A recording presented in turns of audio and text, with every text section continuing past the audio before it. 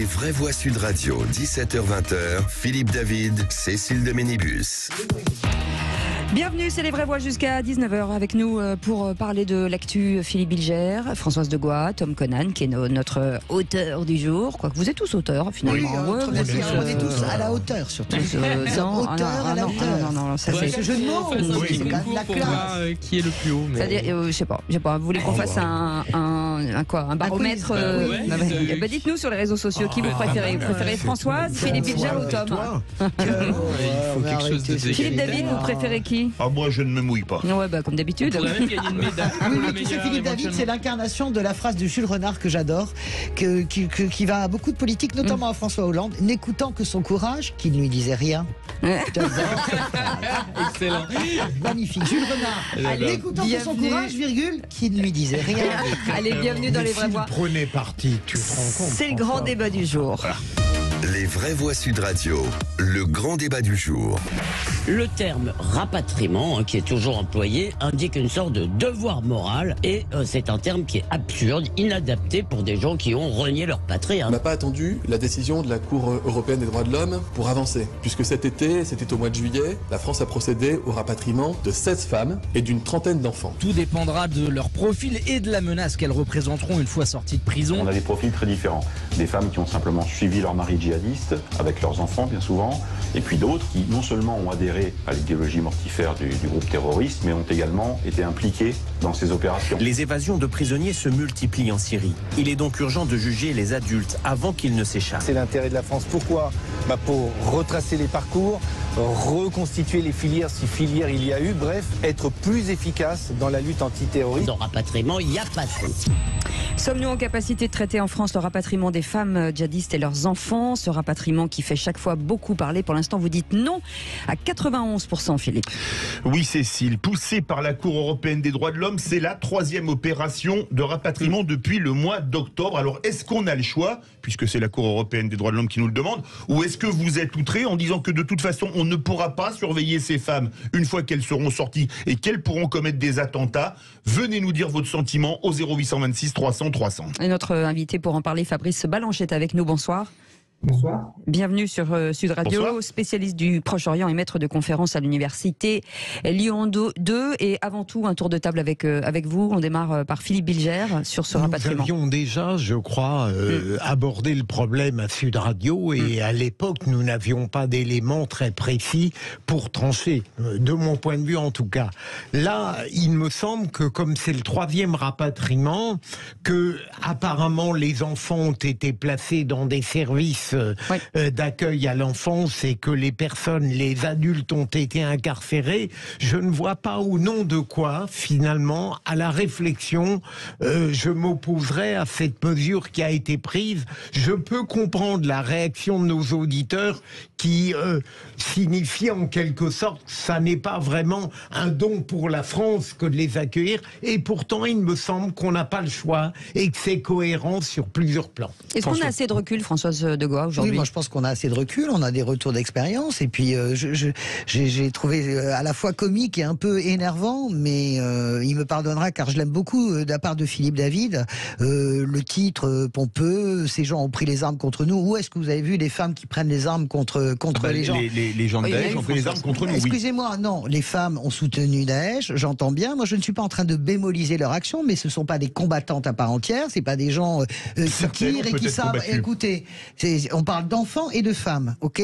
On parle de gens qui peuvent nous renseigner. Je suis assez d'accord sur l'idée de renseigner sur les filières. Non mais Françoise, vous ne pouvez pas dire qu'il n'y a pas de doute quand même. Est-ce que je peux terminer? Je sais bien que vous êtes pour en grande majorité opposé à ça, mais moi non, je rejoins complètement Philippe Bilger. Il n'y a pas, après le grand numéro sur le rapatriement et la patrie de ma camarade et Elisabeth Lévy, mais bien sûr, d'abord c'est des ressortissants français. Donc écoutez, tout le monde a le droit à une justice, à un jugement, dans des bonnes conditions, et Mais en plus de ça, je ne vois pas où est le danger. Non seulement je vois pas où est le danger. C'est pas ce que je dis. Là, je vous dis juste que c'est ni blanc ni noir. On ne sait pas si ces femmes ont combattu ou pas. Mais vous n'en savez rien déjà. Mais dire que ces femmes ont pris des armes à la main avec des enfants. Mais c'est ce que je dis. C'est ce que je dis. C'est ni l'un ni l'autre. Mais quel est le problème? Même s'il s'agissait de combattants, je pense qu'on rapatrie ces gens-là. Ce sont des ressortissants français. Ou alors on décide que l'état de droit, c'est quand ça nous arrange. La République, c'est quand ça nous arrange. On la découpe en petits morceaux. Je dis pas que c'est bien ou pas. Je polémique pas avec vous. Je m'explique. Je dis juste qu'il s'agit de 40 personnes, des enfants qui sont peut-être sauvables, des gens qu'on peut ramener, des mômes qui finalement ont rien demandé, qui sont nés dans ce chaos, donc c'est pas grave. Mais en fait, c'est à nous de le faire. Évidemment, le problème, c'est qu'il y a deux niveaux effectivement de vision. Sur un plan subjectif, on est évidemment choqué qu'une personne qui a commis l'un des pires crimes possibles puisse être accueillie, rapatriée. Ça, c'est évidemment instinctivement n'importe quel Français normalement constitué devrait ressentir ça. Et ensuite, il faut arriver à la deuxième étape, la réflexion, le niveau du droit, le niveau moral, et effectivement un État et aussi sur un plan de son intérêt, mais même indépendamment de ça, effectivement. Il y a un impératif effectivement de protéger celui qui va renier effectivement le pire des crimes. Et en fait, c'est quasiment le même débat pour moi que la question de la peine de mort. Une personne qui aurait, c'est deux choses différentes, je sais bien, mais une personne qui aurait assassiné 25 personnes, évidemment, spontanément, on va lui dire mais il faut que cette personne disparaisse. Tout le monde le penserait, tout le monde, et c'est bien normal, c'est sain comme instinct. Non, moi, je suis pas d'accord avec vous. Sur un plan de l'État. Non, pardon. Je pense que la conscientisation, jamais moi, par exemple, peut-être parce que je suis la génération Mitterrand, l'idée même de la peine de mort ne vient à mon esprit. J'ai pas parlé de la peine de mort. Non, il faut plus. C'est exactement ce que vous avez dit.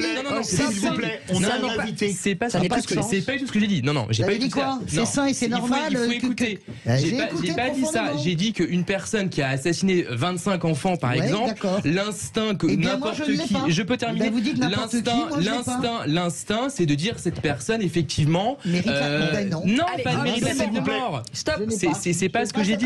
Voilà. C'est pas ce que j'ai dit. Non, c'est pas ce que j'ai dit. Vous pensez tous différemment et c'est bien, c'est l'important, l'intérêt de cette émission. Fabrice Balance, vous avez entendu forcément nos éditorialistes et c'est bien, c'est une bonne nouvelle. C'est la question du jour. Est-ce que nous sommes, nous, en capacité, la France, de traiter le rapatriement de ces femmes et de ces enfants? Je l'espère. J'en suis pas sûr, mais je l'espère. En fait, ce qui se passe, c'est que là, on a quand même un problème avec le nord-est syrien, c'est-à-dire où sont retenus ces femmes et leurs enfants. C'est-à-dire qu'on est sous la menace d'une offensive turque qui peut arriver d'un moment à l'autre.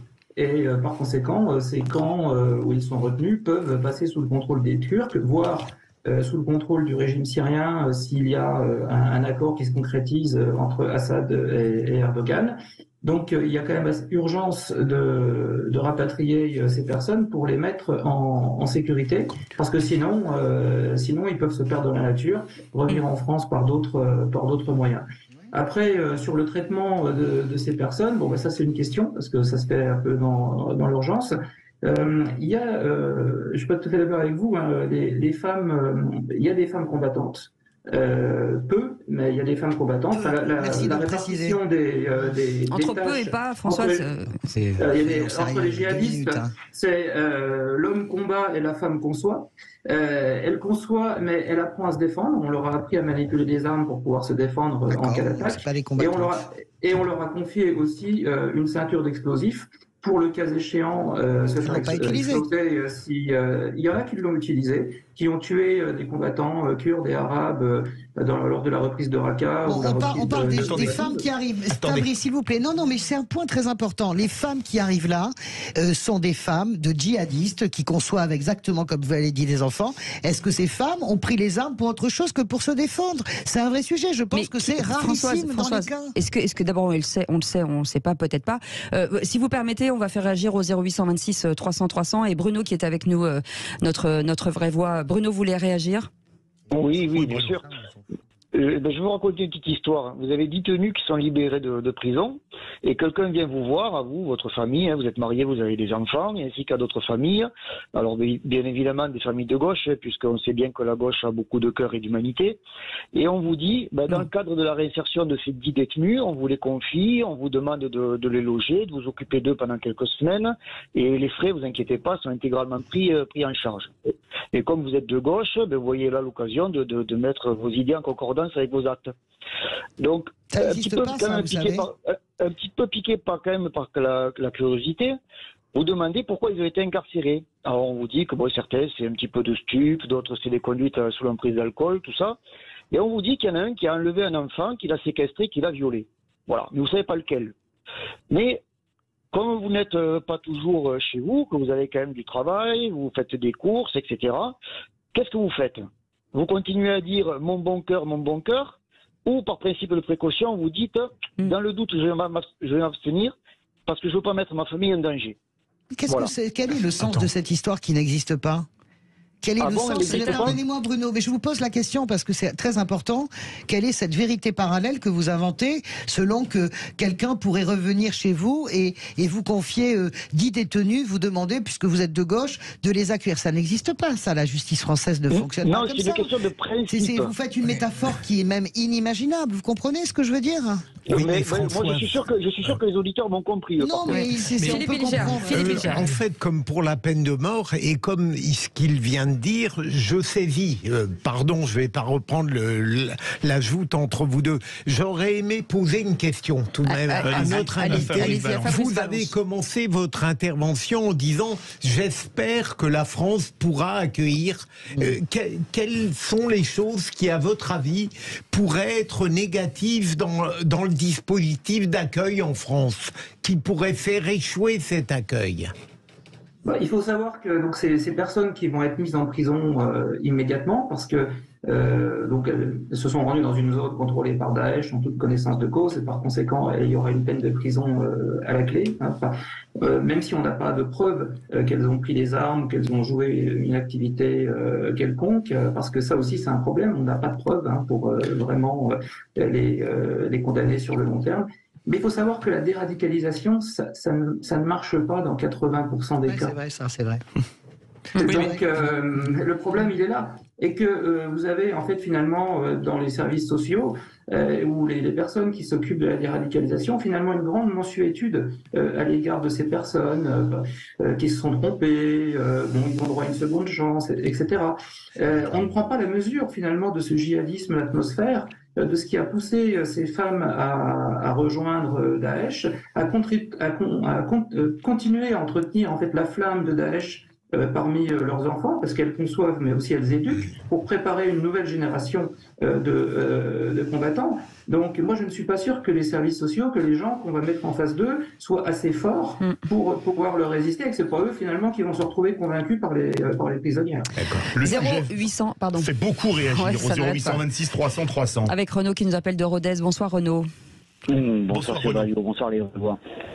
Bienvenue. Bonsoir Renaud. Moi, écoutez, je pense pas que la France, clairement, soit en capacité de traiter ce rapatriement. Clairement, moi, je vous le dis. Effectivement, l'auditeur précédent a raison. Moi, je vais même rajouter un truc. Comment voulez-vous qu'on rapatrie ces femmes et ces enfants quand déjà on n'est pas capable de suivre en fait les prisonniers pour leur réhabilitation. En France, on a un vrai problème pour ça. Je vous rappelle que pour les JO qui vont arriver, on a un vrai problème d'effectifs policiers et on va faire appel à des services privés. Donc, comment voulez-vous qu'on rapatrie ces gens-là et que derrière, le suivi, ça va être quoi, honnêtement? Vous pensez qu'on n'a pas assez d'effectifs, Renaud? C'est ça que vous voulez dire? Il n'y a pas assez d'effectifs? On n'a pas assez d'effectifs pour gérer ces gens-là. Déjà qu'on va avoir du mal à gérer les JO de 2024, etc. On a un vrai problème en France. Je ne pense pas franchement qu'aujourd'hui le gouvernement puisse gérer cette situation-là de manière saine, efficace et surtout pour que les Français derrière ne courent aucun risque. Très honnêtement. Merci Renaud. Bougez pas. Je pense que c'est l'honneur de la France de rapatrier ces personnes. Et encore une fois, je reviens parce que je pense que c'est l'élément central pour défaire le nœud. Il faut savoir séparer sa subjectivité, sa passion, son intuition première et ce que doit faire un État. C'est deux choses très différentes. On peut parfaitement, par exemple, ne pas aimer quelqu'un, avoir envie qu'une personne soit pas dans les parages, soit dans un autre pays, qu'on ne croise pas cette personne pour 1000 raisons. Ou ces types de personnes, alors tout le monde se regroupe, hein, les gens aujourd'hui vivent dans des ghettos, c'est bien les ghettos de riches, les ghettos communautaires, etc. Donc c'est une vraie tendance, hein, d'ailleurs, de la société sur laquelle il y aurait plein de choses à dire. Mais encore une fois, il y a deux choses différentes. Il y a l'opinion subjective, sa morale subjective, ses convictions personnelles, et encore une fois, ce que doit faire un État. L'État, c'est pas une agrégation d'individus. L'État, c'est une nation qui défend des principes, qui défend des valeurs, en l'occurrence des droits humains universels, imprescriptibles. La France est d'ailleurs le fer de lance de cette philosophie politique-là. Et c'est en cela que c'est l'honneur de la France de rapatrier ces personnes. Fabrice Balanche, aujourd'hui, il se pourrait que certains enfants soient nés en Syrie, donc les mamans sont parties, elles étaient enceintes. Là, il y a un problème d'état civil. C'est quoi la solution ? Je crois que la majorité des enfants sont nés justement en Syrie et sont nés en plus de pères différents. C'est-à-dire que à chaque fois que vous aviez, la personne pouvait venir avec son mari, il se faisait tuer et puis tous les 6 mois, elle épousait quelqu'un de nouveau. Bon, si la mère est française, les enfants sont français, mais effectivement, ça pose un problème. Ça pose un problème par rapport aux enfants qui ont été adoptés, qui ne sont pas forcément de parents français. Bon, je pense que là, le gouvernement, de toute façon, fait preuve là aussi d'une grande mansuétude par rapport à ça. Il y a eu des tests ADN qui ont été faits pour essayer de reconnaître qui était français, qui ne l'était pas. Et dans le doute, je crois qu'on les rapatrie parce que vous avez un collectif des familles qui est extrêmement puissant, qui a fait signer des pétitions au Parlement français. Donc avec un soutien quand même de beaucoup de parlementaires pour que ces personnes soient rapatriées. Oui, Françoise, une réaction. Oui, je trouve que mansuétude revient très souvent dans votre bouche comme s'il y avait une sorte de laxisme. Évidemment, dans votre bouche, je l'ai entendu tout à l'heure, de tous les services sociaux, donc forcément la gauche, un laxisme du gouvernement. On peut pas simplement se dire qu'il y a 16 personnes qui reviennent avec des enfants, et j'entends ce que vous dites, et vous avez raison, sur le taux d'échec dans la déradicalisation. Mais moi, j'ai lu des papiers formidable aussi, où il y a des victoires. Alors, on en gagne une personne, peut-être on en gagne une sur 10, mais on la gagne. C'est-à-dire que vous n'avez pas le sentiment quand même que vous dressez un tableau un peu dur, d'abord pour les services sociaux, pour le laxisme de l'État, honnêtement. Et moi, je vous trouve extrêmement sévère et presque idéologue. Sur la déradicalisation, c'est exact. Ouais, je dis 30 secondes. Vraiment idéologue, en fait. Je suis extrêmement sévère parce que je suis allé plusieurs fois sur le terrain. Oui, j'ai vu les crimes qu'ont commis ces personnes. Bien sûr.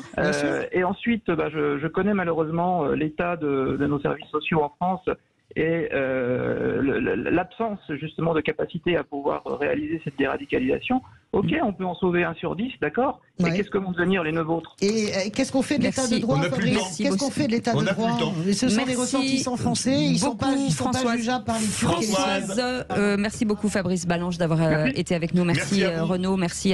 Je sais qu'il y a beaucoup d'appels au standard. Merci Fabrice Balanche, spécialiste du Proche-Orient, maître de conférences à l'université Lyon 2. Vous pouvez continuer bien sûr de nous appeler dans quelques instants. C'est le quiz, on va se détendre. Allez, à tout de suite.